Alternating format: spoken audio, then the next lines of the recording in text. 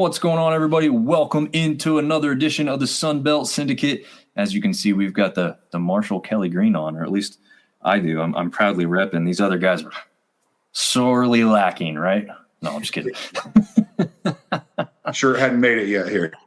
Yeah, we do have the mayor of Huntington, West Virginia, newly appointed. He was formerly the mayor of Boone. Now he's moved up to the mayor of Huntington, West Virginia, after this great pick this weekend. Before we get too far along, we're going to go touch on that further. We do want to tell you that, unfortunately, Bryce will not be joining us live on this episode right here, right now. However, have no fear. He is going to jump on with us later. We're going to record that episode, that interview. We will release that maybe late tonight, certainly by tomorrow morning for sure.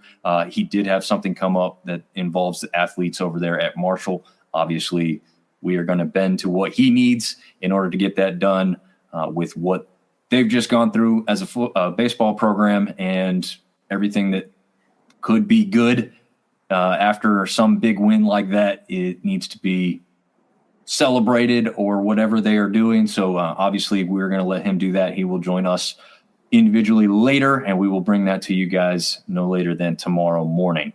But yeah, let's get back to this. Marv, you had the idea here. Why are we appointing Seth the mayor of Huntington, West Virginia? So we had two ways to go, right? You could have been the mayor of Huntington or the most hated man in Hattiesburg. Seth caused a little controversy last week with his picks. He was getting a lot of shade thrown his way online. But, hey, he's now the mayor. There's a couple 40-year-old males in Hattiesburg that live in their parents' basement that weren't too happy with the picks this past week. No, I wasn't bullshitting by any means. You look at the series, Southern Miss is due. A good ball team, but the rankings this week showed not a great ball team. They fell all the way to 23rd, I believe. But we've been talking. I've been talking. Don't sleep on Marshall, especially you two. You guys are ready to bury him after a sweep. Back on us. I knew he was going to do that. Listen, we'll have to go back and find our second episode of the year when Hawaii beat Marshall, and everybody's like, we're not even talking about him the rest of the year. I'm like, whoa. And I think, was it Sunday? No, it was Saturday of the Georgia Tech series, right? Is when things started to slowly turn around a little bit. And then, yeah. I mean, conferences, they've slipped up a couple times, but you look at Marshall, especially Blevins going Friday night, that's almost a toss-up, and then they'll steal one of the doubleheader. I mean, they were 2 runs from sweeping that series. Lost by 1 first game on Saturday. No, I'm not surprised at all. I wasn't blowing smoke by that pick. I fully, and I almost looked wrong too when they almost swept. So I'm not surprised at all, man. I want to touch on something that we shared when some of the social media stuff blew up about it. There was a lot of people, as Seth said, trying to give him a hard time, but he was very confident in that pick. He texted the group chat his picks for the weekend, and he specifically kind of highlighted that one and said, yes, that's right. Marshall, 2-1. You heard it here first. There was no doubt. He didn't accidentally luck into this. He called it, and he put his name behind it immediately. So full credit, man, because everyone was saying you're crazy. Everyone said, you're drinking some Kool-Aid, or Marv and I are drinking too much of the Southern Miss Kool-Aid. I'm not sure which way they felt like that was going, but full credit because he nailed it. And I don't think anybody else would have called that. I don't think anybody at 11.7 at the D1 staff. I don't think anybody had that. And not only did you get it right, like you said, you were maybe close to not getting it right if they would have swept, but you nailed the games too. So, I mean, full credit there. And we'll highlight a little bit of this with Bryce, but like we were talking about before we went on, there was 2 dudes that threw 2 complete game shutouts, and with a total of 230 some pitches between the 2 of them. Yeah, 234. It's crazy. So hindsight's always 20/20, right? But Southern Miss also almost lost their series the previous weekend to South Alabama. And I went back and kind of started looking at Marshall. 4-game series, halfway across the country to Hawaii. Hawaii's a pretty darn good baseball team. They're 19. Then they split from a now ranked Georgia Tech team. Then they rattle off 9 wins in a row. Now they get into conference and it's a little shaky, right? They dropped to JMU and Troy, but the 2 games that they lost in each one of those series were 1-run games. So they've been right there. So kudos to Seth for having the ball step up and kind of see the future. He's a Swami, newly elected mayor of Huntington. And yeah, man, way to get a whole bunch of people talking online. Good job. And we've been appreciate it. We've been debating this for, I think this is our 3rd week now. I think we're looking for that 4th team, that 4th team is who we're searching for here. We've got 3. We know what we're getting every week. Especially well, do you now? You have to question that now. Nah. Southern Miss is a good ball team, man. I mean, we've talked about how long of a baseball season is. It's consistency all the way through. We were high on Georgia State to begin with, and then we started sleeping on them, and then all of a sudden here they come again. It's definitely, and I think Caleb talked about it last week, it's called the Fun Belt for a reason. So it was definitely fun this weekend. It's fun for me, for sure. Yeah. We'll get into that right now and bring up the weekly picks here in a second. I'm going to give Russ a shout out, man. I love working alongside of Russ in the background sometimes with the Thundercast podcast and same like that, obviously. Herd is a few games that could have gone the other way from a much better record. I think we've said the same thing about App State. That's why we're saying we're looking for that 4th team. Who can turn it on to then suddenly keep it a little bit more consistent? That's going to be your 4th team. Could that be Marshall? Absolutely. After this weekend, I have less doubts there. Could it be App State? I mean, they have the run support. They need to be a little bit more consistent on the mound, maybe. Not with the RPI right now. Well, keep in mind, they've still got Southern Miss and Coastal series, which, winning those series against some pretty high RPI teams will help. But right now, and we'll go over this when we get to the standings. Right now, Georgia Southern, outside of the top 3, Troy, Coastal, and Southern Miss, Georgia Southern's got the 4th highest RPI in the conference at 57. Yeah, which is a good one, but they've kind of dropped some games here too that a little surprising, or maybe they would hope to go the other way. So, Dominic, even talking about a 4th team, I think the 4th team would have to win a conference championship or a tournament championship to be able to get in at this point, I think. Yeah, there's a couple teams that I'm looking at that, App's going to have to obviously win a Southern Miss and a Coastal series and make it deep into the conference tournament. Then you look at the other teams, like I said, Georgia Southern, 57th, and then Texas State at 85 right now. And Texas State has Southern Miss this weekend. So maybe, if they could win that series, bump their RPI up. But, yeah, that 4th team, I think everyone at this point, if the season ended today, you would assume that 3 teams are for sure in, maybe 1 host. But can we get that 4th team in to the College World Series again? And who's it going to be? Right. And I know 11.7 seems to think Coastal's got the inside edge on being that host team from the Sun Belt. They still think there's work left to do. But go ahead. Marv always talks about the term recency bias, and I think that goes along very well with Coastal. That 11 RPI doesn't hurt them either. No. And you're also thinking about a stadium that could hold, you're thinking about dollars as well. A town that can hold people would want to go. And the most important factor of it all, you've got somebody on the committee. That ain't ever going to hurt you. That doesn't hurt. Nope, never going to hurt you. So, hey, while we're talking about Coastal, that's a big one game out of the weekend for Arkansas State. Congrats to them. That's not the season that they're wanting to have, but taking at least one from Coastal, I mean, that's a pretty big deal in my opinion. Yeah, let's talk about that now. We'll go full screen here and make this a little bit more readable with the weekly picks of the Sun Belt Series specifically. Overall standings now, I'm still bringing up the rear with a 10-22 record. Keep in mind, this is not just wins, losses for the series overall. You have to get the games right. I know a lot of people want to come up in the comments and say, y'all's records are terrible. Well, I venture to guess anybody else would be right close to us in these picks, at least maybe with Seth and Marv, maybe not as bad as me. My picks probably are a little bit worse. But bringing up the rear here at 10 and 22 overall, Seth and Marv are now tied at 13 and 19 overall. Again, none of these records sound all that impressive, but I'll tell you what, nobody grades as hard as we do. I put it on the social media one spot that said, we don't do any kindergarten grading here. So as hard as it can be, we do it that way. Hopefully people enjoy that aspect because you're getting an exact game layout of what we think is going to happen in each series. Seth, we kind of started on it, but look at that. I predicted Southern Miss to sweep the series. Didn't happen. Wasn't even close. Marv, you were a little bit closer there. You had 2-1 in favor of Southern Miss, which it also, kind of could have gone that way. But obviously there's only one correct pick here, and it was Seth at 2-1. So, yeah, again, congrats on that one because that's the big turning point right there. Without that pick, Seth and Marv are not tied, and Marv takes the 1-game lead there. So, yeah, that was a big deal. And I know we don't like jumping around on this podcast, but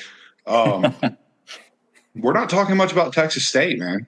That's a little bit of a sleeper team right now. Have we been on since their midweek was Texas last week, right? We've not been on since then, correct? No, we'll jump over to that if you want to, and then we can come back. That is, we were joking around the group thread, after I think they lost their last series and then come in and beat Texas. We're like, just don't schedule them on a Tuesday or Wednesday because they took down the then number 1 team. I know Texas A&M slid quite a bit, but hey, maybe they're going to fly a banner in their stadium, Texas State champions. Yeah, there you go. No, is number 5 previously number 5. In fact, let me pull that up where Texas is at now because of that loss. Partly because of that loss. Well, actually, that's weird. They jumped up to number 2 in D1 rankings. So enough people ahead of them didn't do enough. Very tough conference they play in as well. Yeah, so now Texas State has beat the then number 1 and now number 2 team in the country, hence their 85 RPI with a losing record. Yeah, that's crazy. They did get swept by the 170th team in the RPI as well, though. Yeah, that did happen. Yep. All right, so let's go back to these picks real quick. Coastal, you said you were giving them full credit. Marv, full credit for picking that one with A-State getting a game. But this is another series that was incredibly close all weekend. Those first 2 games going just 4-1 in favor of the Chants until A-State got the best of them in that last one. I don't know. Marv, talk about that. You were the only one to pick that one correctly. I texted you guys and said no sweeps this weekend. Like I just didn't see it happening. I felt like we were really getting into the meat and potatoes of conference play. I think every team in this conference is good enough to take 1 game off of anybody. It just is what it is. So that's the only reason for the pick. I mean, sweeps are hard. We know they are. I believe that series was that in Jonesboro. It was in Conway. It was in Conway. Okay. Well, dang, if I would have known that, I probably would have picked the sweep. But yeah, I mean, just sweeps are hard, right? And once again, every team can. You never know. You get the right guy on the mound who's throwing darts and play a little defense, a couple hits here or there. Anybody can beat anybody. Sweeps are coming from the series we don't expect. Yeah. I mean, we'll speak about that one. The only one we had all weekend, Georgia State 3-0 to JMU. None of us predicted that one. 2-1 across the board in our picks, but I don't know. They've been hitting well this year, right? Yeah, I'm just trying to figure out who they are. I still don't think I have a clue who they are, and I think they're 127 RPI. Kind of bodes, for that statement of they've got a great record, right? They're 21-13. They're tied for first in the conference, but not quite sure who they are. I think we'll find out a lot about them this weekend because they got Coastal. I don't think they've played anybody. It's Georgia. I think they played Georgia Tech, and that's about it. Did you say Texas State's sitting at 80 RPI? 85th. Those are some bad losses, man. Bad losses. Yeah. Because there's some really good wins. Yeah, there's some really good wins. And the Yeah, Cajuns are 107. So, I mean, yeah, to win a series against them, the two big midweeks. But like you said, Seth, you got swept in the opening weekend of conference by a team that's 177. So, Yeah. Yeah. So I went heavy on the sweeps. I had Troy, Southern Miss, and Arkansas State all, Coastal Carolina, USM, and Troy all sweeping as all the ranked teams. The only one I was even close on, I guess, was I guess technically Coastal I was somewhat close on, but the Troy one, I don't know if I saw ODU coming up and winning one at the end there. Haven't been overly impressive throughout the season, but again, like Marv said, hard to get sweeps in this conference. So those are last week's picks all graded, all the records now up to date currently before we get into this week's matchups. And then we will quickly kind of review what we had across the scoreboard for the Sunbelt midweeks and then the weekend games before taking a look at the standings. Obviously, Coastal had a great start to the week, 15-1 over Campbell Camels. They did it in just 7 innings. So really, really impressive game. Southern Miss almost equally impressive against a pretty decent Tulane team, 13-6, which is also a big rivalry there in that one. I don't know what else stands out to you guys on this one. Besides, obviously, we talked about the Texas State victory over Texas as probably being the biggest one of the night. We'll talk about that Clemson-Georgia Southern game. Yeah, Georgia Southern keeping that game close. Clemson's number 4. Number 4 team in the nation now. So I think we were all three of us were really interested in that midweek last week. And it ended up being a really dang good baseball game. It did, and that's what surprises me about them dropping 2-3 to South Alabama. And Dom, congratulations on that pick. You know, you never like to lose, but you know they're kind of right there. Once again, Southern's 57 RPI, hanging tough with a team like that. Kind of shocked me that they dropped that series to South. Yeah, one to look back on now. And then Georgia State losing to Kennesaw State. It's like once again, it goes back to I don't know who these guys are. Right. And I don't know specifically how Kennesaw State is this year. Historically, they've been pretty decent in baseball, though. So not a terrible loss from a historical standpoint. But with what Georgia State had put together so far into the season, you kind of look at that as one you definitely expect to win there on a midweek game like that. Looking back, Marshall getting the 2-1 walk-off victory against Eastern Kentucky. I mean, maybe at the time, obviously not all that impressive, right? Why'd you struggle with a team that wasn't very good? But guess what? Winning still matters, and winning can still roll over. So this was still a big victory in an exciting fashion too, right? I mean, it doesn't matter who you're playing against, whether the RPI is high or low. If you beat somebody with a walk-off victory, I mean, that just kind of helps the whole team, right? I mean, Marv, you probably even see it at the youth level, right? When it doesn't matter what the game went like. If you win it in the end like that, it's going to just do wonders for the team overall, right? We won a game this weekend, scored 4 runs in the last inning to walk it off, got 1 hit. Everything else was walks and pass balls, and we played an absolutely crappy game. But you're down by 4 and come back and win the game. Everyone forgets about how bad you played. It's like, hey, we won. Like, wipe that crap off and go on. But no, I mean, in any sport, right, momentum's contagious. Hits become contagious. If you got a guy on the mound that's throwing great and striking everyone out, bats go cold. I mean, just momentum plays a massive role in sports. That's why, once again, I thought with Georgia Southern staying close to Clemson, they could have, it wasn't a win, but you can take that momentum over. Yeah, absolutely. And winning's contagious too, man. I mean, we talk about that 4th team may not make the tournament, but look what that series for Marshall could have done going forward into next year or even the year after. That could be the start of something, Georgia, or you could go all the way back to the Georgia Tech series. You start stringing some wins together like that. That helps. That puts eyes. I mean, look how many eyes are out there looking at Marshall baseball right now. It helps in recruiting. It helps in the national aspect of things. They saw their opportunity and they took it and started in the midweek and they just rolled all the way through the weekend. Yeah, absolutely. There's no doubt about it. It definitely helped them position themselves for a good weekend, which they just had. Wednesday, we had number 20 Troy take down Florida A&M rather easily, 13-3, run ruled in the 7th. We had the Cajuns go down big to La Tech. Did not see this coming. I was not necessarily surprised Cajuns lost, but La Tech's not been great this year either. So to see this game 16-6 final, it did go all 9. This was not a run rule victory, but not a great showing there. And then definitely touch on the fact that Little Rock versus A-State was canceled due to that tornado that came through. So thoughts definitely with the people in that community, not necessarily directly in Jonesboro, but definitely all the surrounding areas, especially the ones that were hit really, really hard. I know they're still going through. Ben James put that up here a little bit ago. Continue to pray for Northeast Arkansas, as this area has been hit hard by severe weather. It started last week in the midweek and has kind of continued even over into the weekend. So A-State was actually kind of lucky to get over to Conway and get out of the way of this storm and preceding storms, I guess, afterward as well. So anything of real big note on Wednesday, or does that kind of cover it? Well, I think you covered it all, buddy.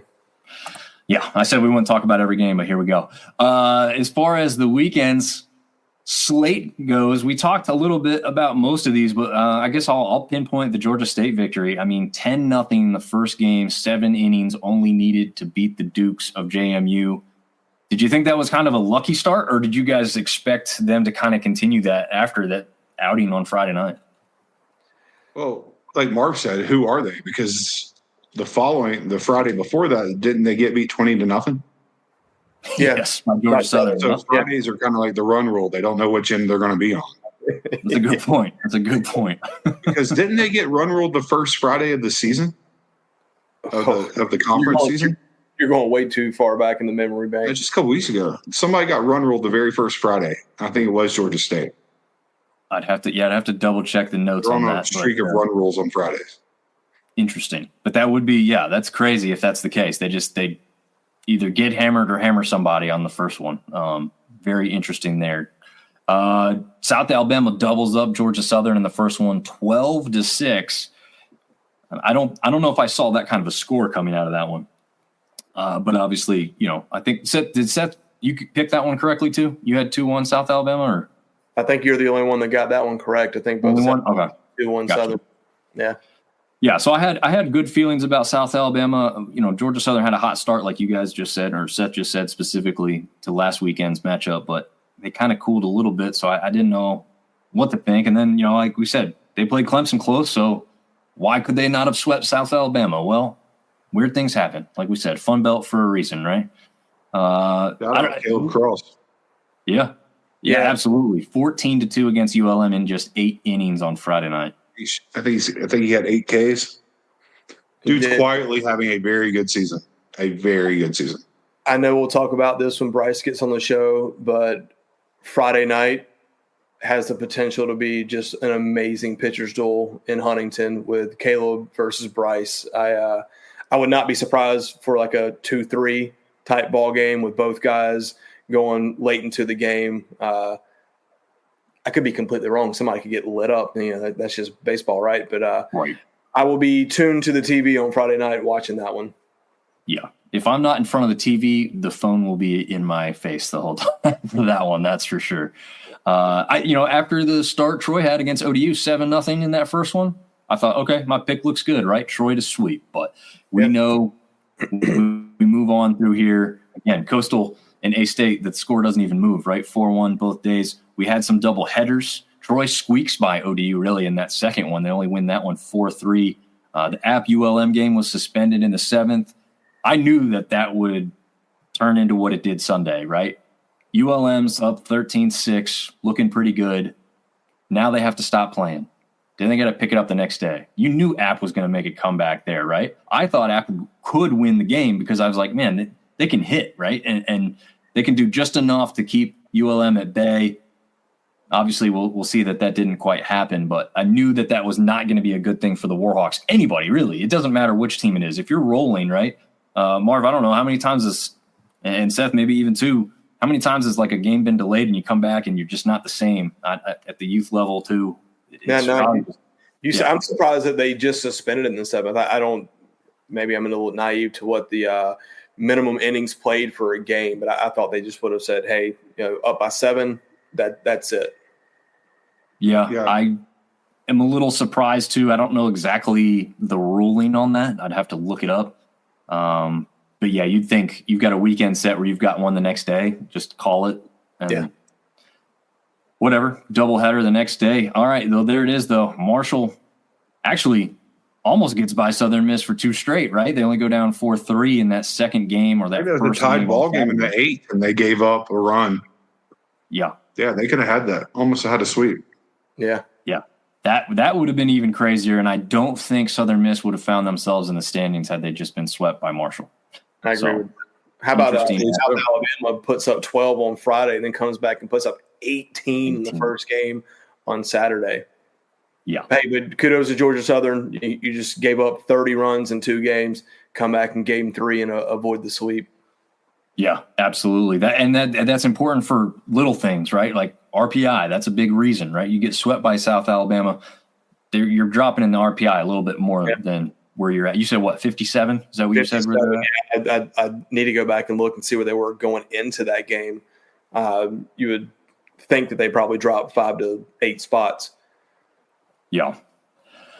Well, then we wrap it up on Sunday. Again, the ones that were completed Saturday aren't on this one because they just didn't play Sunday. Someone asked me about that before. Said, "Hey, you forgot some series." I said, "Nope, didn't forget them. They wrapped up Saturday, so they're on Saturday's graphic." I try to keep it as clean as possible, right? There's a lot of yellow that gets put on here for the series victories, and if there's extra innings, it just becomes a little too much. But yeah, ODU gets the best of Troy in that third game, I guess I should say. Troy still gets the series victory, knowing that they had the series victory before Sunday. You think that, occasionally teams are maybe letting off the gas a little bit in that regard, or is it really just, ODU battling enough to get one? Yeah, I don't think any team at this level would let off the gas, right? I mean, you've got your Sunday guy. He's going to be your Sunday guy. Sweeps are hard. I hate to simplify it like that and sound redundant, but they just are. Yeah, good point. Very true. Ben was glad Marv was right about the A-State versus Coastal. Yeah, because Seth, I thought, and I both picked the sweep in that one for Coastal. That was both the Arkansas State Coastal series and the Cajuns Texas State series. Those were tight. Like, there was not a lot of runs scored. It was phenomenal pitching. Maybe you can say it was crappy offense, but just really good baseball. Yes, it was. Very much good baseball. Oh, look who it is. Already catching. Coming just in time. There he is. Sorry, Seth. You're going to have to go again. I think we're all talking at one time there for a second. What's up, Artie? What was the apps? How many app runs did they have on Friday? They had 14. Jeez, that's 42 runs in 3 games. I didn't realize. They can absolutely hit. It must be nice going on the mound knowing that if I can hold the other team to like less than 5 runs, we can probably get a win. Yeah. Unfortunately, we've traditionally had one day that goes sideways. Yep. Yeah, Artie joined the show just in time to see his Texas State Bobcats take down the Louisiana Ragin' Cajuns 4-3 on Sunday to come away with a 2-1 series victory. Hasn't happened often. They haven't beat the Cajuns too many times in league play, I think just once previously. So that was a big one for multiple reasons. And the first is what we're going to see here, which is the standings. And we have 4 teams. That's right, 4 teams tied atop the leaderboard right now, all sitting at 8-4. There's 3 that are not going to surprise you: Troy, Coastal Carolina, and Southern Miss. Yeah, we expected that. We know that. Georgia State, had you asked me who the 4th team was and didn't put this in front of me, I would have never told you Georgia State was the 4th team in this grouping at 8-4. I mean, maybe I should have known, off the math. That tells you how big and important a sweep of anybody is, right? They're the only team to get it done this weekend, and it's put them in a tie for first place, technically. I'm not even getting into the tiebreakers here, so I am listing this. I think that the tiebreaker, as it's kind of being shown here right now, is the overall standings. I mean, the overall record, I'm sorry. So until these teams really start playing each other more, I'm not going to worry about tiebreakers until closer to the end of the season. So right now we'll just stay with the tiebreakers. I believe the conference is also using at this moment, which is the overall records there. Which, again, that grouping of the top four, all over 20 wins, I think we've mentioned that before, but Georgia State now included in that with those 3 straight victories this past weekend. What else is standing out to you guys on these standings here as we look at them right now today? For me, it's just a bunch in the middle. I mean, from App to Arkansas State, I hate to omit ODU from that because they have a 5-7 record, but they've only won 9 games overall. But somebody in that middle bunch is got to make a run, and someone's going to fall off, right, and kind of start to get separated from the pack. And who's that team going to be? I mean, I know we'll talk about it here in a little while, but just looking at the matchups that are coming up this week, you know, Coastal could kind of humble Georgia State a little bit this week. App and Marshall, that's a really big series when you really look at that. Let's see. Or could Georgia State humble Coastal a little bit? It could go that way. I mean, if they take 2 or 3 from Coastal, then we're sitting there thinking, hey, yeah, they are the 4th team, right? But that's definitely going to help their RPI quite a bit. The 4th team or the top 3 team? Yeah, and then another big series, Southern Miss, Texas State. Yeah, we'll definitely – baseball this weekend. Can Southern Miss rebound, and can Texas State keep it going? Yeah, absolutely. I think this weekend will definitely – this weekend's a lot of the contenders, pretenders, I think. We'll find out a lot after 3 games this weekend. Yeah. Ben's got a question. When does college baseball regular season end? So for the Sun Belt, the last day will be Saturday, May 17th. They won't go Sunday as the conference tournament will get started up that very next week.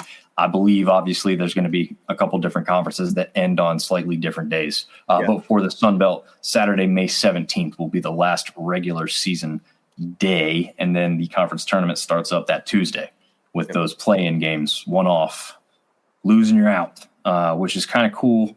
I like that aspect because then you get the second chance opportunities where you're in the winners or losers bracket, because I think, like we've talked about before, baseball is kind of a different entity as far as a sport goes, where like your pitcher is very helpful in determining a win-loss, you know, a lot of times. So it's not fair when you can't throw your best guy against everybody, right? Like, it's just not realistic, can't be done. So you've got to give chances. You've got to give teams numerous chances to kind of get things done in that regard.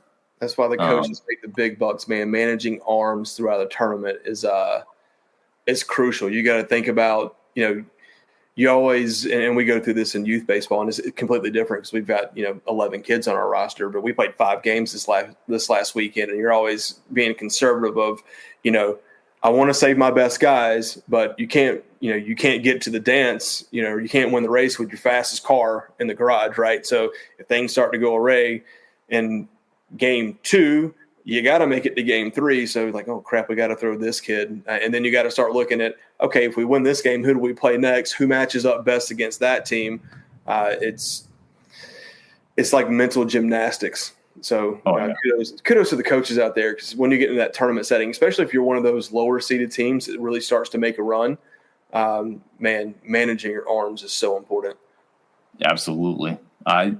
One final note here is like Marv said, that jumble in the middle. 2 games separate App State technically in second place, right? Because we have 4 tied for first. So technically App State in second place all the way down to ODU. 7-5 for App State, 5-7 for ODU. Again, a 3-game sweep, massive swing for anybody at this point in the season, and could greatly separate the top too, right? Like if you have one of those that sticks out and gets a sweep, we'll talk about that right now coming up. But first, we got to talk about the best in class. And look at that. We finally don't have 3 in the show at this point in time. I don't know. Should we have left Southern Miss in the show, or losing to Marshall and almost losing 3 is what put them in AAA? No, if it's a week-to-week basis, they just drop 10 places in the poll. You can't continue to keep somebody there. So no, I think we're all in agreement with the two in the show. Yeah. I think you compound that with the fact that they almost dropped a series to South Alabama the weekend before that. I think Southern Miss is a phenomenal baseball team, but last couple of weeks have been trending a little bit down, in my opinion. I think the last 2 weeks in a row, if I'm not mistaken, their record is 2-2 each week overall. Yeah. So that doesn't bode well. I'll be honest, I was surprised to see them ranked at all. I'm glad they're ranked because that tells us a couple things, right? They still believe that Southern Miss is a good baseball team, and that's also showing a little credence to what Marshall's able to do. I think they are looking a little bit deeper at Marshall and what their record is coming in, having played Hawaii pretty well, having played and beaten Georgia Tech 2 times.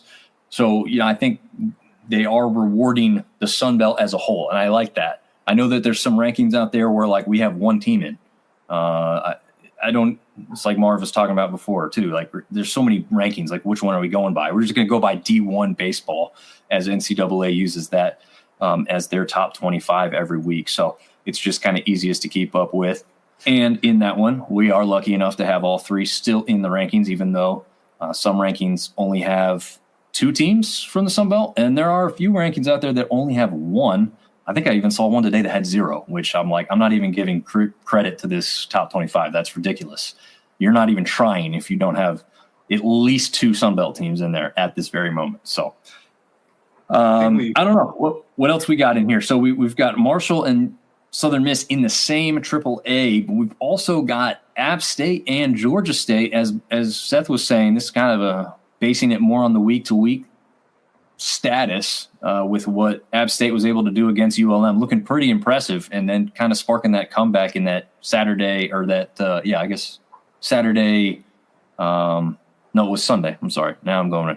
The Saturday game that got suspended and it got finished Sunday still had a chance to come back in that one. I'm not sure if that one got all that close had it been played all the way through. You guys think that would have maybe been something, or is it just impossible? You absolutely never know. Yeah. Going back to the best in class, I think we've kind of leveled out a little bit. I don't think we're bashing Dom as much each week as what we were to begin with. I think we're kind of all in agreement with what we got. The only thing I might change in that one, don't sleep on the Bobcats. If we're going week to week, big midweek last week and then 2 or 3 from the weekend, I think if you're going to put App and Marshall in there, you can't leave you can't leave Texas State out. So that's the only thing I would this is going to look drastically different next week, right? Because you got probably App and Marshall playing. Whoever wins that series probably stays in AAA. The loser goes back down. You got Southern Miss and Texas State. Texas State takes that series. You got to move them up. I don't know if you necessarily move Southern Miss down. So there's going to be some movement this week. I think this is almost the midpoint of conference slate. So it's about time for things to get sorted. And you could easily put Arkansas State and ODU in AA. If we're going off the weekend, each team took one win off of a ranked team. So I think you got ULM and JMU. It's just kind of bringing up the rear. You're not expecting a whole lot out of them too, but I think, ODU and Arkansas State each had a ranked win last weekend. So but it's I think it's, especially the AAA in the show, I think we can all agree on that pretty well. Yeah. Agree. Ben asking us if we'll preview spring games for football. I'm not going to preview anybody's spring game. Ben is all about some Sunbelt sports, buddy. Coastal Carolina already completed theirs too. It's the spring games are too hard to keep up with because there's just not enough to go off of. I know there's people that will find things, but with us being remote from most of these institutions, I mean, Marv and I are 3 hours from the closest Sunbelt school. Seth is just down the road. Are you going to the App Spring game, Seth? No. Okay. No, just checking. At all. Thanks for asking. Yeah. All right. So that wraps up kind of the best in class as we look at it. Again, a lot of groupings that will change drastically, as Marv said, after this weekend as well. Here is the slate as we know it for the midweeks before we get to this weekend's matchups. We've got kind of a regional rivalry there with Coastal going up against UNCW, which is UNCW kind of dropped off. I know they had a pretty hot start to the year, but I don't think I've heard so much about them lately. I think they're still a pretty decent baseball team. Historically, they have been. I mean, obviously, a school that doesn't have football can pour additional resources into other sports. I made the comment earlier about Texas State trying to win the Texas State championship. Will they get another chance to do that this weekend? And then I guess the game that everyone will watch is Southern Miss versus Alabama. Yeah, that one's definitely going to be high on our radar. Note that Texas State got squashed, let's say, by Baylor previously. So they're going to want some retribution and some revenge. Obviously, having already taken down Texas A&M in Texas, to add Baylor to that as the unranked team, right? Baylor's not even a ranked baseball team. So I think we're going to see a flip of the score here in Texas State versus Baylor. I hope to see that. Obviously, that's not going to be so easily done, but we hope to see that. UTRGV is taking on the Cajuns, and we know that they are a really good team out of that Southland Conference. Yeah. But they are playing in Lafayette, so hopefully that plays to their favor. Cajuns probably a little upset about how the weekend went for them, so maybe they can get some revenge. A-State against Arkansas, I don't think it's likely, but I would love to see a victory over another number one team for the Sun Belt. Yeah, that would be cool. And indirectly, everybody should want that. Why? Because that helps the whole schedules or the whole conference's RPI, right? Because then, hey, you win that game, Arkansas State, you might get into a regional. We saw it happen last year. Ask JMU. Hey, that Jacksonville State Georgia State game is a sneaky good baseball game as well. Very, very true. I think that's true. Jacksonville's matching up against Georgia Southern, I believe, for the second time this year as well. ULM, actually, we'll touch on that one, plays Northwestern State, and they play them back-to-back on Wednesday. We actually saw, just before we went live here, the Marshall and App State games got moved from Tuesday to Wednesday because of the weather currently going on and possibly continuing. But we have some other good matchups on Wednesday as well. App State going up against Western Carolina for the second time. We'll see if they can get some revenge as they lost that first one. Marshall and Ohio, again, big-time rivalry. We'll definitely be asking Bryce about that one coming up here shortly, very shortly now, actually. Georgia Southern goes against Mercer, but look at that middle matchup there. Yeah. 20 versus 25, a top 25 showdown between Troy and Virginia Tech. Definitely going to be checking that one out, right, fellas? I'll tell you one thing. I was in Blacksburg last week working, and I drove through Virginia Tech's campus for the first time. What a beautiful place. It's really pretty. And that baseball stadium it's pretty. Yeah, their campus as a whole is very impressive. They have that big kind of military aspect with the ROTC program that they have there, and you just know stuff's going to be pristine on a campus like that. And then obviously Cajuns versus La Tech, I think that's one that they want to get revenge on as well. So there's a couple revenge games in here this week in the midweek. So we'll see if that plays into the Sun Belt's favor, as I know a couple of those in the past haven't gone so great. But here we are. Weekend series in the Sun Belt. Marv touched. Did you name them all out earlier, or did you just name a couple of them? I think I named a good majority, but once again, there's just some. I'll just give my opinion real quick. That Coastal Georgia State game is a claim dominant series, right? Like sure. The Troy playing against JMU, that's a further yourself. Cajuns, ULM, no offense to ULM, but the Cajuns could bounce back. At Marshall, massive series. Can Georgia Southern bounce back against ODU's kind of dwelling in the bottom? I hate to say this, but South Alabama, Arkansas State. I mean, South Alabama needs to get hot now if they're going to do anything, and that's kind of the series to do it. And then once again, Southern Miss, Texas State. Can Texas State stay hot, and can Southern Miss rebound? Yeah. Seth, what are your thoughts real quick on the I found this on the web. Dude, and then three big series, Coastal, Georgia State, at Marshall, Southern, and Texas State. Like Marv said, I'm also interested to see who Georgia Southern really is. Let's see what they can get turned around, if they get it turned around. but really 3 big series that I'm watching this weekend. Yeah, I'll say this from the outside perspective, just looking at the big picture, how you want it to go. If you want the best of the best in this conference to help us get to where we need to go, this isn't going to be anybody's favor unless you're one of the top 3 teams right now, one of the ranked teams we have in this conference. If we want this conference's RPI to go up and a 4th team to kind of help jump in, we have to have those top 3 teams continue winning. Okay. Again, this isn't an explanation that a lot of people are going to like, but this is what would have to happen to get more teams or a better shot at more teams within the NCAA regionals. So that would be Coastal, Troy, and USM winning in a little bit more of a dominant fashion. And then, like you guys said, maybe Georgia Southern, they've got that best RPI in the conference outside of those top 3. If they can put it together against ODU and get a sweep, now you're looking at something more consistent as far as, that 4th team and pushing the whole conference up as a whole, because then those top 3 teams continue to play each other. It's not going to hurt so much because they've done the work against the lesser teams, so be it.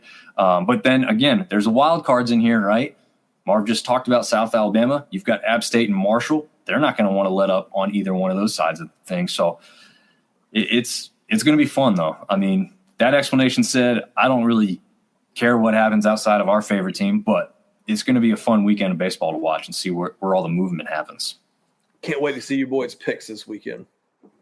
Yeah, that is going to be very interesting to see how we have it all lay out this weekend. Sunday was A-State's win against Coastal.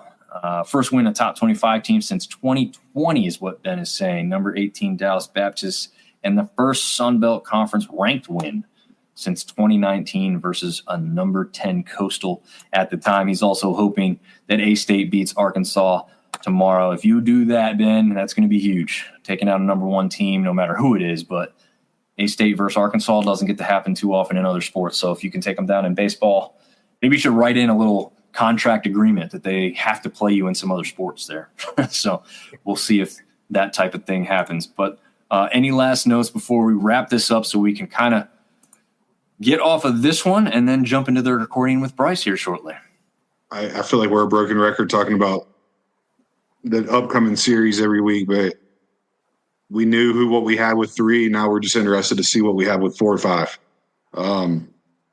This is where it gets fun. You're in the meat and the potatoes of the conference season, and you're watching not just Friday, but you're watching all weekend just to see when we get Monday how we've separated. So it's a fun time right now. Yes, it is. Yes, it is. Marv, you had some last note there? No, just kind of follow along what Seth said. This is we're getting to the point in the season where that middle pack has to separate, and someone's got to claim right to say, hey, we're the 4th team. We deserve a shot in the tournament. And it's time for those top teams to start beating up on some of the lower teams and really staking their claim to it. But a couple, like Seth said, a couple really big series, man. I'll be we've got another tournament this weekend, so I won't be able to watch as much baseball as I want to, but I'll be glued to the TV Friday night. Same here. My parents are coming into town for my son's birthday, so I will be sneaking peeks as much as I can, and having to go back and watch some, I'm sure, on replay a little bit too. But you are welcome to move on to whatever you're doing for the rest of the night. If that's watching the basketball national championship, so be it. We are about to jump in an interview with Bryce Blevins that we will give you all late tonight or early tomorrow morning for your enjoyment. So thanks for tuning in, and be sure to check out that interview as soon as it drops.